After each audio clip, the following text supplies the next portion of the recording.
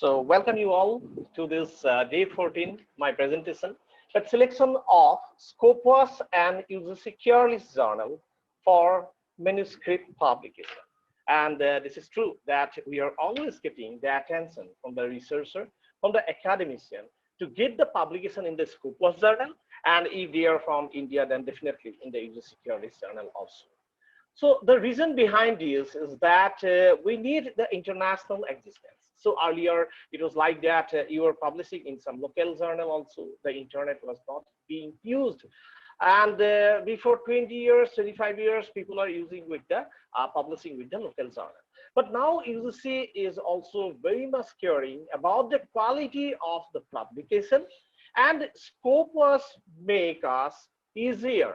That is, they have listed some journal which are Scopus indexed journal, and next is that regarding that their own publication, that is own publication, whatever they are publishing from their side.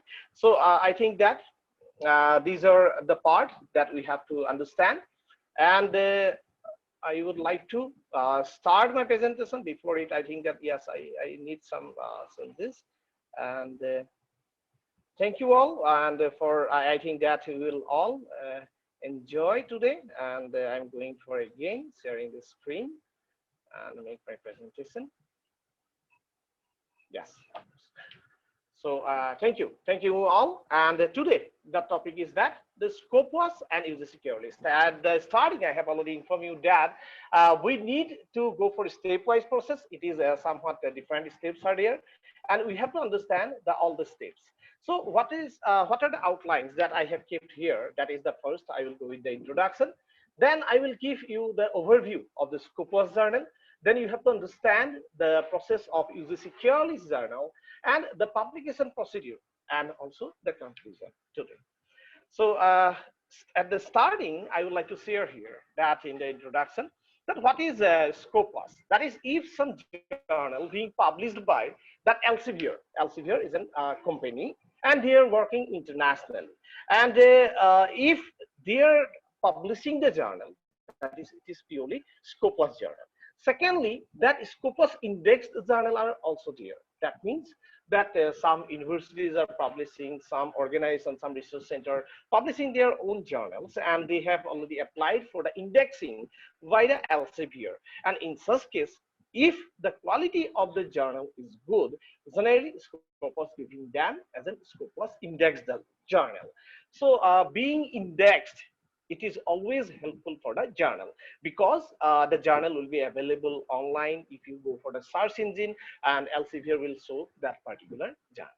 Now you can see that as I think that our Dr. M.M. Bazis are also giving the information that the acceptance level of the paper is very low. That is, if 100 paper come, it is nearly 14 to 17% which receive the publication from the journal. So we have to be careful that while we are submitting our paper to a particular journal, then we should understand that what is the proper journal for my area. That is important. Today I will go with some example. Today we will show the live demonstration that these are the journal for this particular area. And we have to understand that how to find out that particular journal. Yes, of course, some software works are there. In a later class, we will also show that one. But as a first step, we have to identify our target journal. So the first information I would like to share that the numbers of papers we have shown here, like 15 million items, these are here, and being submitted to the Elsevier. So we have to maintain the quality. Number one, it should be free from plagiarism.